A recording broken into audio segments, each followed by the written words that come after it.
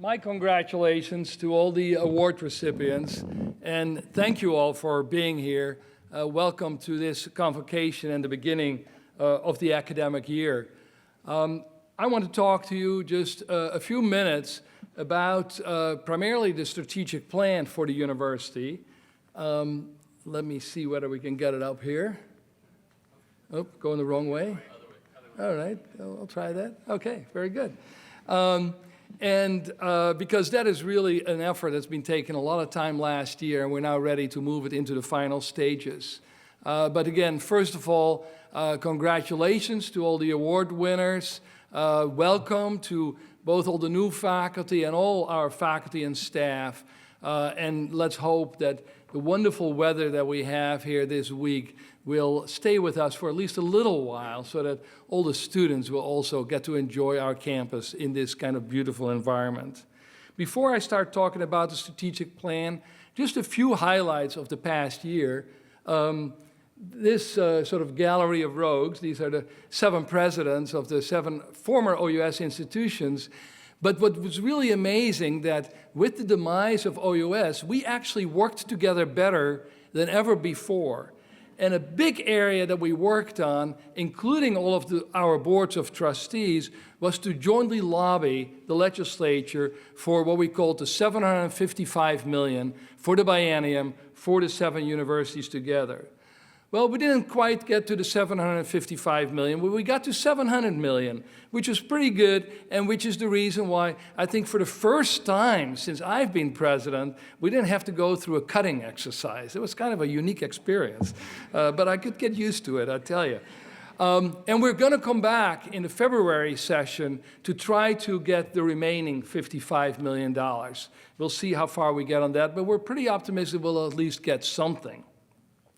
We're very proud. As you know, the U.S. News & World Report rankings don't mean a darn thing except for the ones that we're good at. And this one was really good, the most innovative universities, particularly because we have been working at that. If you think about our 4-year degree guarantee, our credit for prior learning work, our flexible degrees, our rethink work, so many things that we've been innovating on our new budget model, we are the only university in Oregon that got on this list, and you should give yourself all a round of applause because of our collective work here that we got there.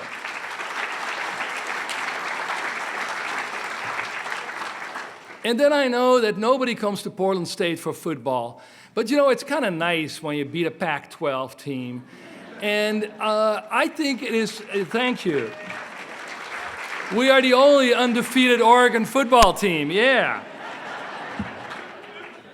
But I think more importantly, I have really seen a new spirit in athletics, of a new effort to reach out to the academy. At each of the football games, they will feature a different college. I don't quite know whether that's going to mean, you know, field goal kicking between philosophy and physics or something like that. But I hope that you will respond to that by coming to some of the games, whether it's football or basketball or volleyball, and respond to the work that our athletes, our coaches, and our athletic administrators are doing. Now let me talk a little bit about our new strategic plan. As you know, last year at this event, the Convocation, I told you about the charge that our new Board of Trustees had given us to put together a new strategic plan. We had done one in 2008, which we then updated in 2011, but neither one of those efforts was a very broad-based participatory one.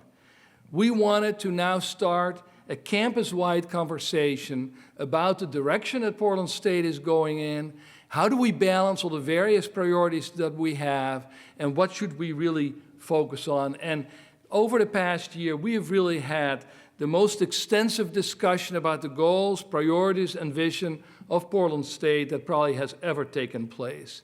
Literally thousands of faculty, staff, and students participated. And if that took bribing them with ice cream, so be it. More than 100 people were actively involved on the strategic plan development team and on the topic teams in regular meetings.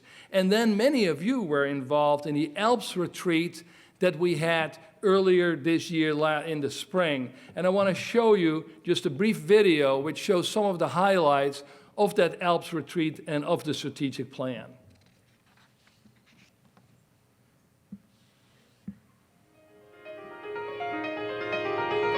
For the next 20 minutes, we'd like you to take a code and look at our conversation at your table.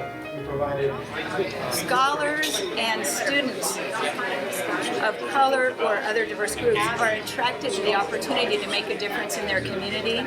So if we sell that opportunity, I think that the strategic plan they're really looking to it to be their North Star.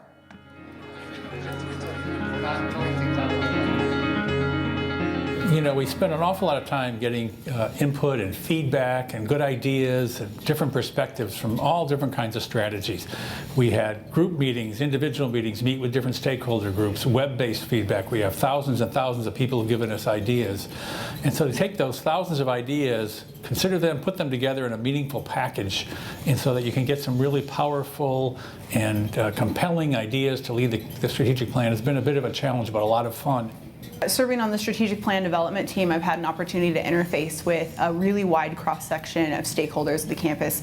We all really want to see the best for Portland State, and we've had some really rich discussions about how to improve our university. We should read a couple of them to calibrate, and then we can come back. Topic teams have been organized around some very major themes. Each of them developed a set of initiatives that they think will move that area forward. But today's the first time we put them up side by side and begin to look at them. And the amount of interconnection and crosswalking between them really suggests to me where there's some really powerful ideas that we can put together when we do the final report, put these together in a very exciting, meaningful way that will show a lot of congruence across all the different people that have been working so hard on this plan. This is a very important time for Portland State as we move forward. We are an independent institution now and need to make some hard decisions about what we want to be known for, what we want to continue to excel at, and the things that will need to drop off. We're so good in urban everything. That's very interesting to me. The conditions for higher education are changing in Oregon and elsewhere, and I particularly appreciate the fact that Portland State is taking stock of where we have been and trying to leverage what we currently do as we anticipate the future. I've been really, really pleased with the level of student engagement with the strategic plan development so far. We've really had some students come out of the woodwork to give their 2 cents and offer their input into the strategic plan, and it's just been a really heartwarming experience. It's inspiring to be a representative for grad students. You know, like, it's a heavy responsibility, but it is also exhausting in its way, and I am only but one voice that, you know, that represents, you know, a couple thousand students that really don't have any kind of meaningful representation within the greater university. Putting students first is really going to be critical to our success as a university. Faculty are clearly important, finances are important, affordability is important, but student success is really what we as an institution have to be focused on. We need to find out exactly now, before students become alumni, what are their needs and how can we address it? How do we support them? And a lot of it, for at least the Alumni Association, is about connections. Plan writing is always a complicated affair, but, you know, plans get written all the time. The trick is in implementation. I think my big hope is that the strategic plan doesn't become a laundry list, but actually becomes a set of guiding strategic themes for the university that help us decide what not to do, as well as where to really put our energy and resources. We need to have a document that gets us all on the same page, where we're accountable and say, hey, we went through a really rigorous process to prioritize these sets of issues, and we're going to stick by them, and we're going to see them through.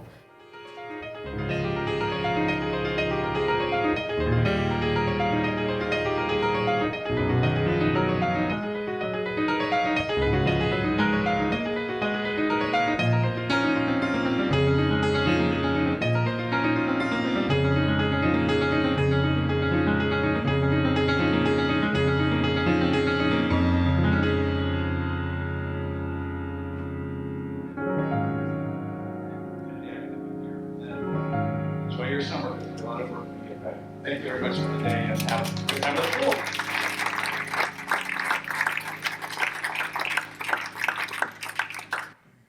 So over the summer, a small writing team took all that material and put together a draft of what had been discussed that is now being sort of whipped into final shape by the strategic plan development team again. And early next month, they will be releasing that as the draft strategic plan that will be brought to the broader community, and both the Student Senate and the Faculty Senate will be asked to comment on it directly, but many others will have opportunities as well, and I'll come back to that in a minute.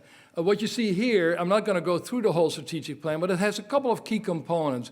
One of them is what we call the strategic clarity piece, which talks about the vision, the mission, values, and so on. And then the second main part talks about the substance, the 5 main themes. So this is the current version. Now, by the way, there's still a draft. Everything could still change, although this one won't change very much because it's been kicking around for a while now. And as you will see, both in the vision and then in the mission statement, that'll be on the next slide, we try to balance the talk about opportunity and excellence, the focus on the local and the global, the teaching, the research and the engagement, the liberal arts, and applied work. You see that in this vision, and you see it also in the mission, which fortunately has a few more words, so we can balance all of that. You see again the notion of focusing on the region as well as the world, on issues of sustainability and engagement as sort of our key identifiers and how we differ from other universities, and of course the mentioning of the research and the teaching. We spend a lot of time on values. What is our unique position? What do we want to be known for? Again, very important here, I like this first one particularly, that access, inclusion, and equity are not sort of balanced with excellence. No, they're pillars of excellence. You can't have excellence as we define it without access, inclusion, and equity. Our excellence is not built on exclusion as it is in so many institutions. The plan then goes on to talk about 5 themes listed here. Those of you who knew how to recite the 5 previous themes by heart, as I'm sure you all did, will recognize much of it. Obviously, a focus on student success. Obviously, a focus on excellence in teaching and research. What we called previously provide civic leadership through partnership comes back here as strengthening leadership in engagement, building on a history that we've had as an institution for a long time. A commitment to equity is called out much more explicitly than it was in the previous plan. And then finally, innovating for long-term sustainability, which talks about the wide variety of challenges of both organizational innovation and strength and financial stability. This slide provides just a few examples. Under each of those 5 themes, there are about 4 to 5 specific initiatives, sometimes as many as 6. So this is just exemplary of some of those kinds of initiatives that we will have. The plan will not go into total detail about the precise implementation. We'd wind up with a 100-page working document. That will come both in the course of the year, and frankly, it's already being done by a lot of committees and task forces and organizational units in the university. You know, a strategic plan at its best should actually have no surprises. It should not be about going in a totally different way. It should find a way to capsulize and verbalize what we already know we are and where we want to head, but then also give us a framework and an agreed upon set of words and concepts that we can use to make decisions about the future. And that's, I think, what this working draft is currently doing, and as I said, it will still undergo some more work. This is one of those word clouds of just running all the words in the plan through the counter, and as you would expect, and as is right, the word students comes up most often. I was pleasantly surprised about community coming in so often. Faculty, research, teaching and learning, if you put those together, of course, they're also very big. They're pretty much the same, two sides of the same coin. Words like equity and engagement, I think they just give you a very quick synopsis of what this plan is about. Now, we hope that the discussion we've had will make clear that we continue to be jointly dedicated to this concept of let knowledge serve the city. But there will still be different opinions on the relative importance and emphasis on any one theme or particular initiative. But I hope it helps clarify that if at a certain point one thing gets done, one thing gets talked about or invested in, it doesn't mean that other things are not important. For instance, by clearly acknowledging both research and high-quality teaching, we don't mean that when we provide money for research that the teaching is not important. Or when we invest in advisors, it doesn't mean we don't care about faculty. It talks about engagement with Portland, but it's always presented as ultimately serving the whole nation and the world. You know, we all know that we're not going to get many national rankings for all of our programs, whether it's in the humanities or hard sciences, but that doesn't mean that a class like Anne McLennan's, which used the illuminated manuscripts, is not absolutely an amazing, wonderful opportunity for our students to delve into something that just taught them everything about how important the combination of history and economics and warfare and art and the availability of materials and how things are preserved over time, how that all comes together to deepen one's understanding of both another culture and one's own. You know, applied fluid dynamics, for which we got a lot of international attention because of our espresso cup that was used in the space station. You know, that is great stuff, and we should continue to do that work, even though we will never be the world leader in space research, but we have specific people who just do amazing and stunning work that rightly brings attention to the institution. We are, though, a world leader in how you connect university knowledge and learning to dealing with local challenges and opportunity. And that's where our emphasis on equity, I think, really comes in. As we all know, the growing inequality in this country is a critical issue that must be dealt with. And as a university, we're dealing with it through the very things we do, the teaching and providing opportunities. But also many of us are explicitly dealing with it through the research that we do, the way that we help students succeed, the financial aid that we provide, and so on. And the plan now has a much greater level of detail on how we focus on issues of equity and diversity. During the next 2 months, we will have a final round of discussions. This plan will be our North Star, as Raylene McMillan said, but it does not take the place of all the millions of more routine things that we also all will continue to do. We will again, as a way of getting broader input, have another strategic ice cream. This is mostly aimed at students. But then for the grown-ups, we will also have a sliders and suds on November 5th for faculty and staff. So I hope to see many of you there. And our plan to end with another, not gallery of rogues, but the gallery of our wonderful new Board of Trustees. Our plan is to deliver this strategic plan to the Board of Trustees for their approval in December. As you can see, we still have a lot of work to do, but a lot has been done already, and I look forward to working with many of you as we finalize this plan, as well as work on the many, many other things that we will do together.